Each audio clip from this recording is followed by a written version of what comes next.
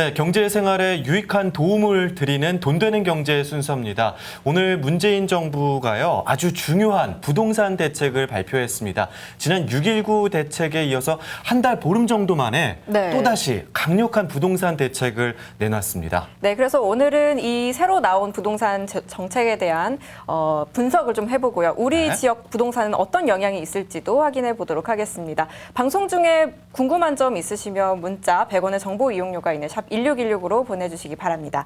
네, 오늘 도움 말씀 주시기 위해서 정진석 부동산 컨설턴트 나오셨습니다. 네, 안녕하세요. 안녕하세요. 네, 오늘 문재인 정부에서 두 번째로 파리 부동산 대책을 내놨는데요. 네. 사실 모든 국민의 관심이 지금 쏠리고 있단 말이에요. 네, 그렇습니다. 이 부동산 대책이 나온 배경에는 뭐가 있을까요? 먼저 문재인 정부가 출범하고 나서 첫 대책인 6.19 부동산 대책이 나왔죠. 서울 수도권 강남 4구하고 수도권 일부하고 세종 부산에서 네. 핀셋 규제라는 표현으로 부동산 시장을 좀 조절을 하겠다라고 했는데 한 달 보름 만에 정책이 나올 정도 무색하게 지금 부동산 가격이 많이 올라갔습니다. 사실 어떤 정부도 시장이 과열되면 좀 진정을 시키고 네. 또 시장이 또 과열이 아니라 완전히 죽어 있으면 살리려고 또 애를 쓰고 네. 이런 것이 정부의 기능인데요. 네. 문재인 부동산 대책의 핵심이 서민 주거 안정이잖아요. 네. 이 슬로건이 무색할 만큼 가격이 올라버려가지고 그래서 이러한 파리 오늘 부동산 대책에 나온 배경은 부동산 가격 급등에 의한 네. 배경이라고 생각하시면 맞습니다. 6.19 대책에도 불구하고 사실 진정이 안 된 거죠. 수요와 그렇죠. 공급에 의해서 시장이 형성이 되는데 네. 그만큼 공급이 부족하고 수요가 많다는 네. 반증인 네, 것 그렇습니다. 같네요. 시수요도 있고 막 투기 수요도 있고 막 네네. 혼란스러워서 이런 양상이 펼쳐지는 것 같은데 이 파리 부동산 대책이 언론도 그렇고 전문가들도 그렇고 초강력 부동산 대책이라고 합니다. 네. 어떤 내용이 있는지 좀 소개해 주시죠. 네, 준비한 자료 잠깐 보시면요. 초강력 부동산 대책 맞습니다. 네. 과열지구에 대한 투기 수요 유입을 차단하기 위해서 투기 지역과 투기 과열지구를 중복해서 지정한 데들도 나올 정도로 지금 강력하게 규제를 해놨는데요. 네. 네. 뭐 대충 내용을 본다고 하면은 대출 건수 제한도 있고요. 양도세 가산세율을 10%에서 20%까지 적용을 해서 더 많은 세율을 지금 부과를 하고 있고요. 네, 그다음 투기 과열지구, 투기 지역 뭐 대체적으로 어느 지역인가요? 서울 강남 3구하고요. 네. 송파, 강동, 그다음에 뭐 양천구, 뭐 서울 전 지역이 지금 투기 과열지구로 다 지정했다고 보시면 맞습니다. 그러니까 그렇군요. 거래 자체가 지금 분양권이나 재건축, 입주권 같은 경우 아예 거래 자체가 안 된다고 보시면 맞으실 겁니다. 이제. 네. 그렇군요. 네. 네, 그 다음 것도 소개해 주시죠. 예, 실수요 중심의 이제 주택 수요를 관리를 강화하기 위해서 다주택자, 오늘 김현미 국토부 장관 전문을 보니까 다주택자 굉장히 많이 말씀하시더라고요. 네. 네. 과열지역 금융 규제를 강화하겠다. 즉, LTV라는 말 우리 아실 거예요. 네. 네. 부동산 가격이 1억 원이다라고 네. 가정하면 기존에 50%까지만 6.19 대책에서 바뀌었는데 네. 그걸 또 40%로 줄였습니다. 4천만 원까지만 대출하게끔 만들어주고. 그 대출의 규모를 네, 말하는 네. 게 LTV잖아요. LTV 죠. 1억이라고 치면 원래는 5천만 원까지 원까지인데 받을 수 있던 대출을 4천만 4천만 원까지로 원인데 서울은 줄이는. 통상 한 10억씩 하죠. 재건축 네. 아파트들이. 그러니까는 그러면은 4억까지. 4억까지 굉장히 대출 규제를 심하게 한 거죠. 네. 그다음에 양도소득세도 가산세를 갖다 10% 20%까지 더 내도록. 내도록 네. 지금 해놨는 상황이고요. 내년 4월 1일부터 네. 양도세는 이제 가산세가 이런 것들이 시행이 됩니다. 네. 그렇군요. 예, 그다음에 뭐 공적 임대주택이라든지 공공분양주택들도 이제 매년 해마다 늘린다고 하고 있고요. 네. 그다음에 청약제도 정비가 나왔는데요. 네. 그동안에 이제 6.19 대책의 풍선 효과로 인해서 오피스텔 같은 경우가 지금 굉장히 좀 풍선 효과가 심했던 것들을 갖다가 네. 정상적인 청약제도 시장 안으로 끌어들이는 관리 방안이 이번에 또 발표되기도 했습니다. 그리고 또 청약 그 1순위 자격이 네. 강화된다는 얘기가 있었어요. 이전에는 사실 뭐 6개월, 12개월 굉장히 짧은 기간에 네네, 다 그렇습니다. 1순위가 되니까 네. 청약 시장이 과열되는 향상도 있었거든요. 네네. 근데 이번에 또 강화하고요. 네. 마지막으로 이제 가장 주택시장 불법행위 차단이 네. 그러니까 분양권 뭐 불법 거래를 한다라든지 주택시장을 어지럽히는 행위를 했을 때는 최고 벌금이 3천만 원이었거든요. 네. 최대 1억 원까지 지금 네. 올리는 이러한 것들로 해서 강력한 규제 대책을 이번에 내놓은 건 사실입니다. 네. 네. 처벌 강도를 많이 높였네요. 네네. 그럼 네, 이번 대책을 좀 핵심적으로 이제 정리를 해주신다면 어떤 세 가지입니다. 서울 강남발 재건축의 이제 투기 수요와 수요 그 가격 상승을 좀 억제를 하는 거고요. 그다음에 수도권하고 세종, 부산 네. 인기 지역의 아파트 분양권을 네. 또 가격을 또 억제하는 거고. 그리고 가장 중요한 것은 이제 다주택자들의 갭 투자를 원천적으로 지금 차단할 수 있게끔 서울 지역에 한해서요. 이 네. 갭 투자라면 뭔가요? 뭐 매매가와 네, 전세를 네. 끼고 집을 사는 행위를 갖다가 갭 투자라고 합니다.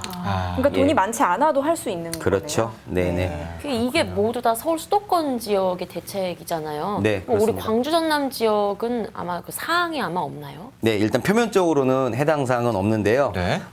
일단 저희 광주 같은 경우는 다주택자들 분들도 광주에 계실 거 아닙니까? 네. 통상적으로 우리가 이런 정부 대책이 나오게 되면은 이제 그 금융권 규제, 대출 규제 같은 경우는 영향을 좀 본의 아니게 받아요.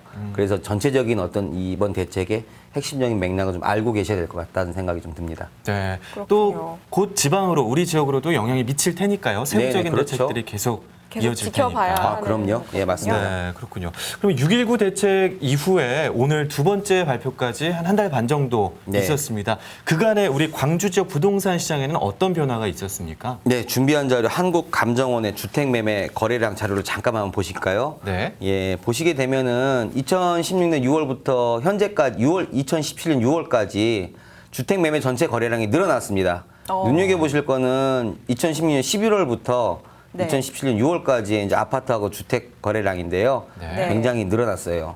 사실 비수기거든요, 지금이. 네. 근데 이러한 거래량이 늘어났다는 얘기는 정부의 정책과 여러 가지 대내적인 환경들을 광주에 계시는 우리 실수요자분들도 알고 투자 수요들도 알기 때문에 전체적으로 거래량이 늘어났다고 판단할 수가 있는 겁니다. 그렇군요. 네. 이걸 본다면 6.19 대책 이후에 우리 지역의 부동산 가격도 조금 올랐을 것 같은데 네. 가격은 어떤가요? 예, 이번에도 준비한 자료 잠깐 한번 한국감정원 가격지수 자료를 네. 보시면요. 네. 그래프에서 맨 오른쪽 우측을 보시면 2017년 6월 한번 6.19 대책 전후로 해서 가격이 좀 많이 내려갔죠. 네. 매매가하고 전세가가 일치가 됐다가 다시 지금 7월 달 들어서 가격이 올라가는 모습을 보이고 있습니다. 네, 네. 지금 매매 전세 위에 그래프를 네, 보시면 위에 그래프를 되고요. 보시면 되죠. 그리고 네. 1년 전 16년 5월, 6월 달 가격 지수 그래프에 비교하면 둘 다 좀 상승을 한 상황이거든요. 이런 거를 봤을 때는 네. 전반적으로 다시 가격 오름세를 확인할 수가 있다라는 거죠. 그렇군요. 네네네. 그럼 오늘 부동산 대책을 통해서 우리 광주 지역에서 네. 부동산에 투자하신 분들이나 보유하신 분들에게 도움이 될 만한 내용은 혹시 있나요? 네, 일단 크게 두 가지 정도는 꼭 한번 눈여겨 보셔야 될 것 같은데요. 먼저 양도소득세 강화 금융규제입니다. 네.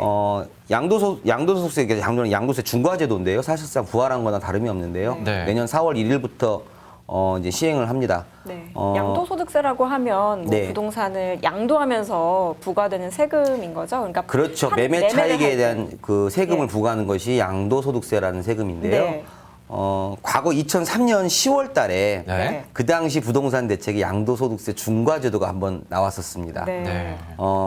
그때 또 유예기간을 2005년 1월 1일까지부터 이제 시행하는 걸로 해가지고 유예기간을 좀 줬거든요. 한 네. 1년 3, 4개월 예, 예. 정도. 근데 요번에 유예기간이 좀 짧네요. 내년 4월이니까요. 4월이니까. 바로 네. 지금서 다주택자분들, 서울 지역 다주택자분들은 좀 매물을 좀 내놓는 현상들이 좀 많이 나올 것 같은데요. 네. 네. 이제 왜 이게 이제 우리 광주 지역 투자자분들한테 중요하게 다가오냐면은 이 다음 효과. 네. 지금 대책이 나온 이후에 다음에 우리 광주 지역으로 내려올 풍선 효과를 고려한다고 하면은 좀 이런 맥들은 좀 알아두시는 게 맞을 것 같아요. 네. 재미있는 서울, 네. 과거 자료 한번 잠깐만 보시면요. 네. 서울 자료인데요.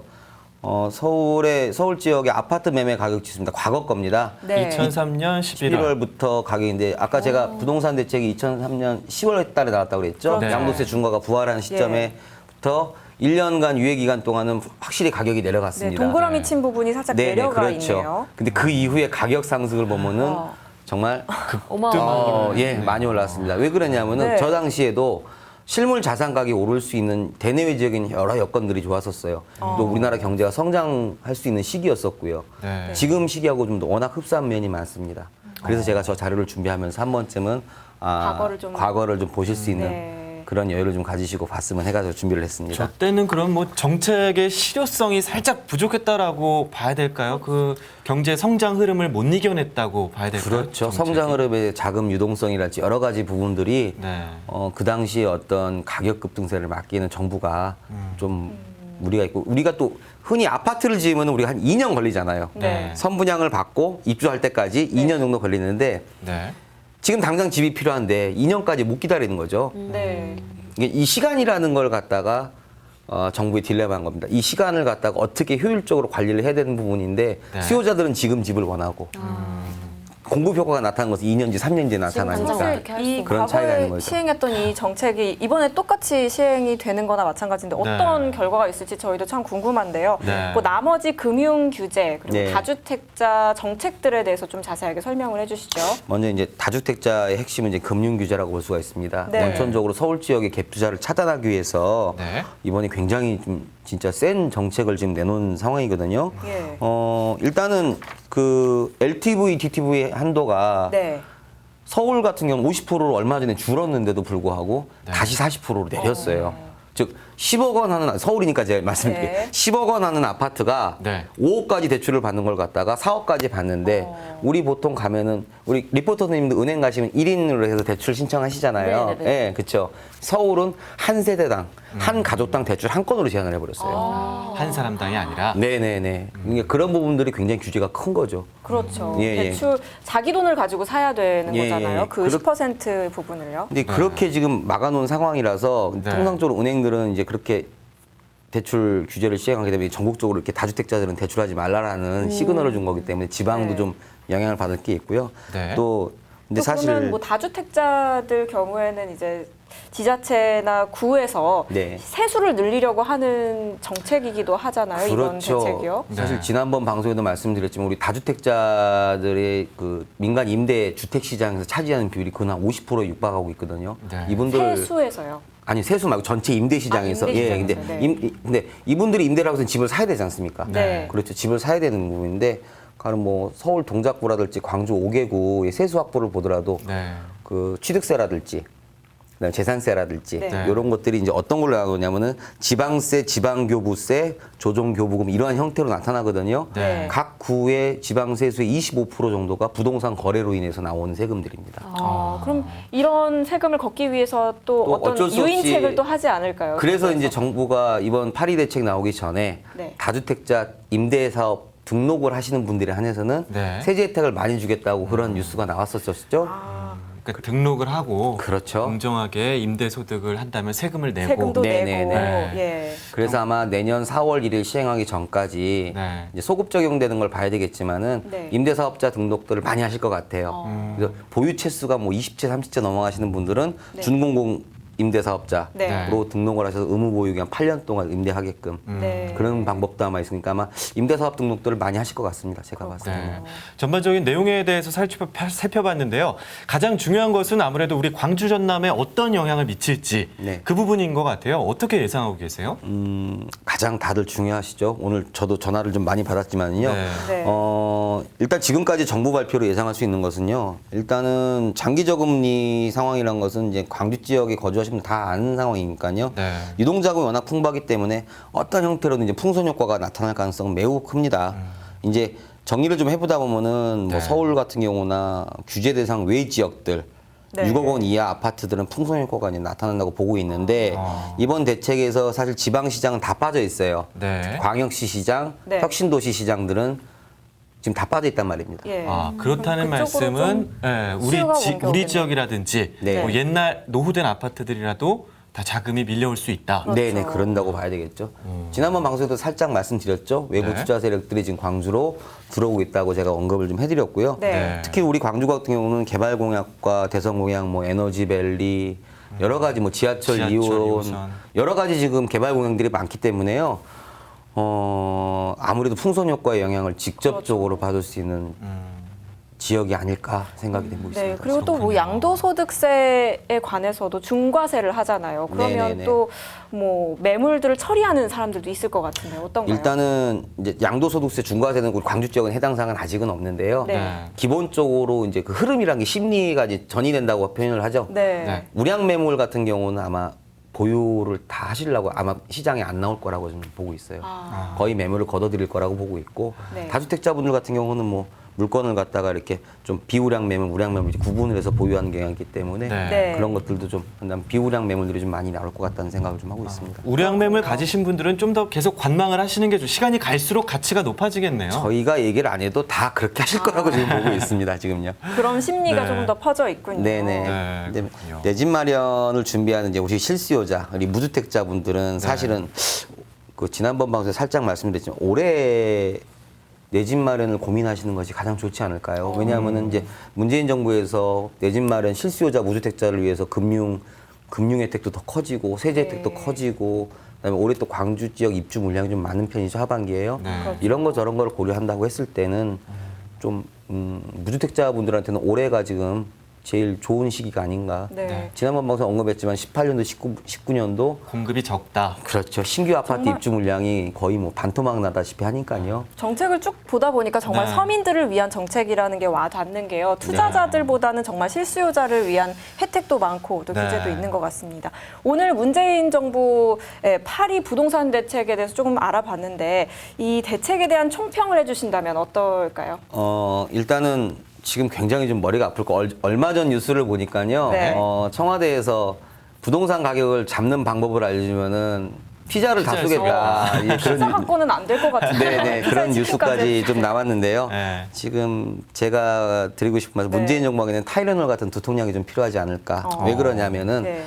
주거 안정을 위한 집값도 잡아야 되고 또 한편으로는 국가 발전을 위해서 경제 성장도 해야 되고 이 두 마리 토끼를 다 잡아야 돼요.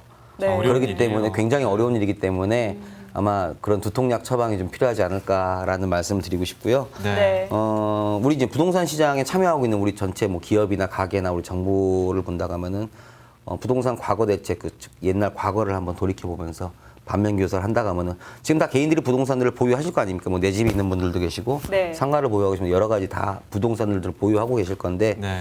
예전 부동산 대책들 한번 꼼꼼히 한번 살펴보신다고 하면은 네. 좀 좋은 대응 방안들이 좀 나오지 않을까 그렇게 정리를 좀 하고 싶습니다. 네, 문재인 정부의 두 번째 부동산 대책이죠. 파리 부동산 대책에서 쭉 알아봤습니다. 지금까지 도움 말씀 주셔서 감사합니다. 고맙습니다. 감사합니다.